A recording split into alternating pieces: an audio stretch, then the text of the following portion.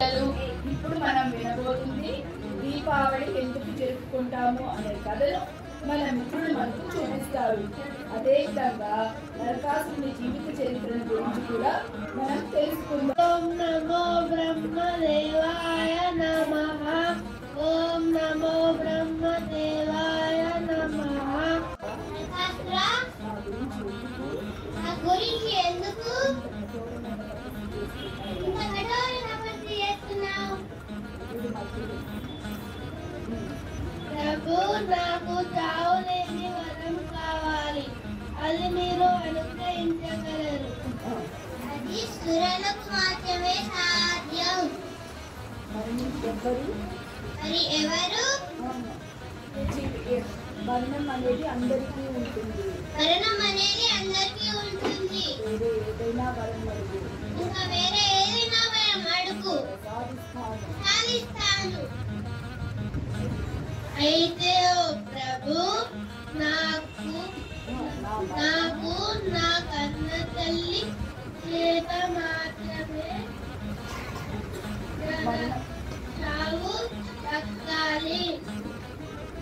ఆ వరం అనుగ్రహించండి.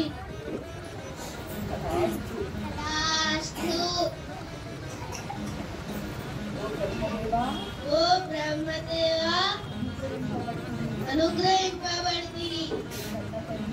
ఏ కన్న తల్లి తన కొడుకును హతం చేయగలరు. ఇక నాకు చావు లేదు.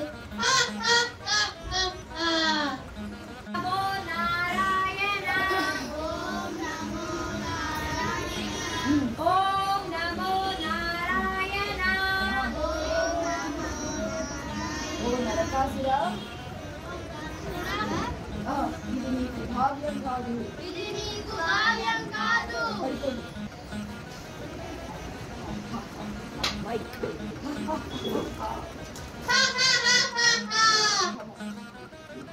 నరకాసుడు యజ్ఞయాగాలను చేసే పిల్లలు ప్రజలను బాగా హింసించడం మొదలుపెట్టారు. అతడి ఆగడాలను తట్టుకోలేక ప్రజలు శ్రీకృష్ణుని వద్దకు వెళ్ళి ఇలా బాధను మొదలుపెట్టుకుంటారు.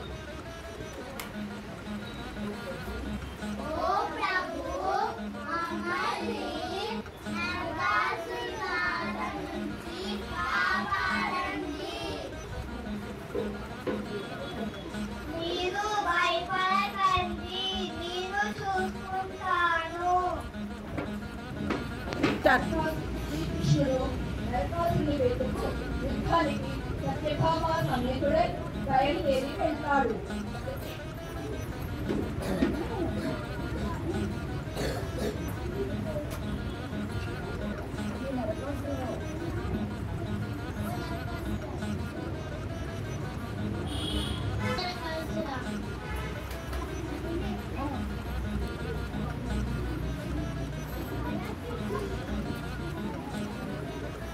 కృష్ణుడు సత్యభామ సమేతుడై నరకాసుని మీదకు యుద్ధానికి బయలుదేరుతాడు.